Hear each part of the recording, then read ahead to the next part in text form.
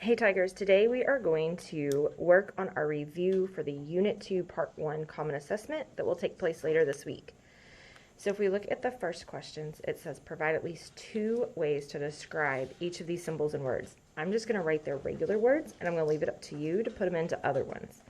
So this is our less than or equal to,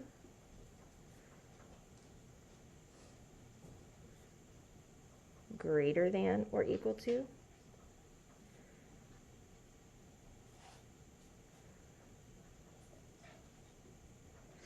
less than, and greater than. Remember in our video notes from yesterday, we talked about more of those words. So if you don't remember, you can go back and look at your notes over writing equations and inequalities. All right, so then the next question says, write the inequality that represents the following situation. So the cost to purchase a song in iTunes is 99 cents per song, and to purchase a song from Google Music, you must be a member. The Google membership fee is $10. In addition, each purchased song on Google costs 89 cents. How many downloaded songs D must be purchased for Google Music to be a better value than iTunes? Remember that just says which inequality, so we're not going to be solving. So this is a T-chart type question, just like it was in our notes.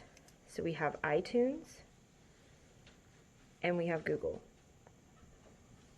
Okay, so iTunes, 99 cents per song. So remember, per means that we're going to multiply. Okay, so however many songs I buy, I'm going to pay 99 cents. So X is my number of songs, and 99 cents is the cost. To purchase a song from Google Music, you must be a member. The Google membership fee is $10, and each song purchased cost 89 cents. This is where it's a little tricky. You got to grab that each from right there. So you're going to pay $10 plus 89 cents per song for each song.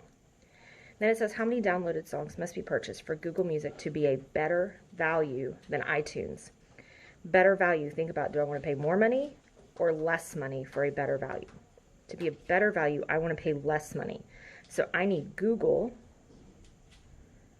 to be less than iTunes. So if I come over here, I've actually written my table in the other order, so it needs to go this way. So my inequality would look something like this. Okay. I could actually switch that. If you wrote it in the other order, that's okay. But then your symbol would have to switch as well. So either version would be acceptable. Okay. All right, so the next question says, how did you determine which inequality symbol to use when representing a real-world situation like the one above? You kind of have to think about it. In that case, you had to think about the better value being the less cost. Okay, so you just kind of have to think, how would you represent that? What would make more sense? If you're wanting the faster person, remember faster means less speed. Things like that. So just think about what it would mean in real life. What patterns do you notice about real-world problems that are represented by inequalities with variables on both sides? Biggie here is that the variable always represents the same item or thing.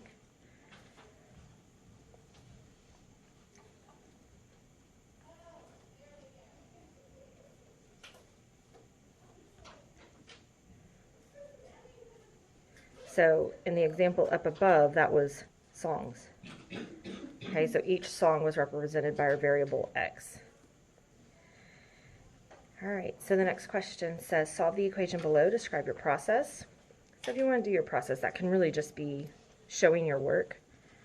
So 2x plus 3 equals 3x plus 5.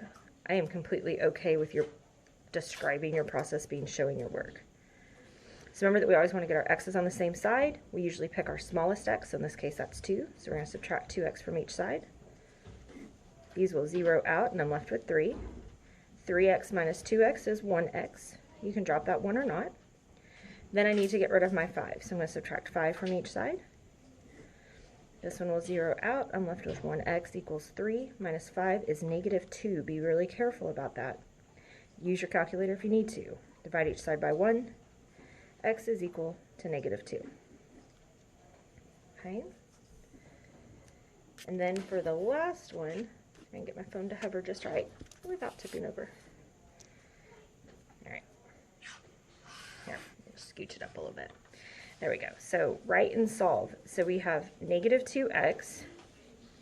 Okay, so I'm just going to kind of cross those out because I've dealt with them. And then I have 1, 2, 3, 4, 5, 6 equals 1, 2, 3, 4x. Okay, so I'm going to kind of slide over here to do my work. Negative 2x plus 6 equals 4x. Remember, our goal is to get our x's on one side, so this is the x I want to deal with. So I'm going to add 2x to each side. These will zero out. I'm left with 6 equals 6x. Divide by 6. X is equal to 1. Okay?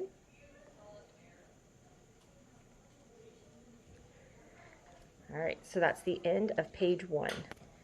Okay, so on page 2, it says choose two different sets of points and using the slope formula, determine the slopes are the same for both below. Okay, so we have our points. We can tell this is at 2, negative 2. And this one is at negative 2, 2. Okay, so remember that our slope is equal to y2 minus y1 over x2 minus x1. So if these are my 2 points, negative 2, 2, and 2, negative 2, I'm going to label this as my x1, y1, x2, y2. I'm going to come over here and fill these in. So I have negative 2 minus 2 over 2 minus negative 2. Okay, so remember, keep, change, change. This would be negative 4. Keep, change, change. This would be positive 4. So I have a slope of negative 1.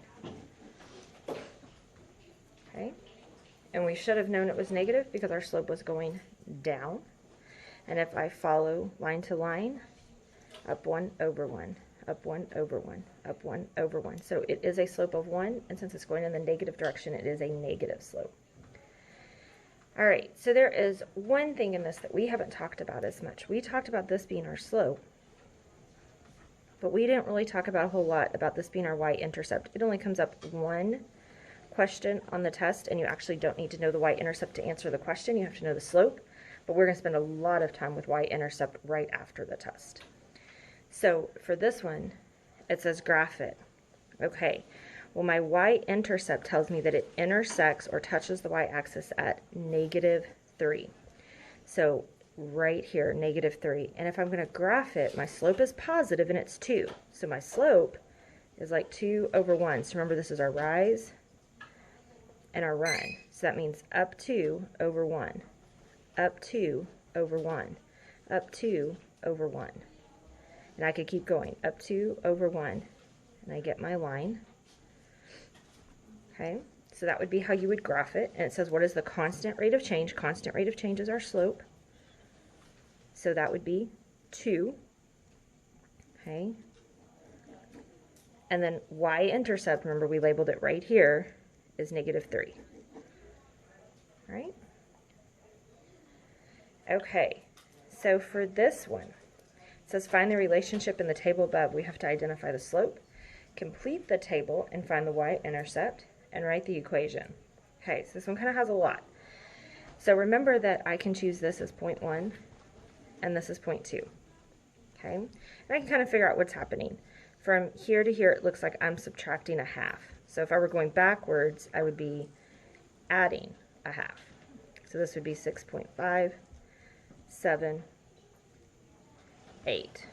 Okay, so as we went backwards, we added 0.5. As we went this way, we subtracted 0.5. Okay, so we're able to fill in our table.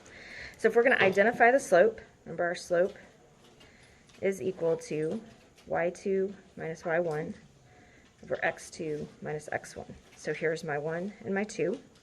So my y2 is 5.5 minus my y1 is 6.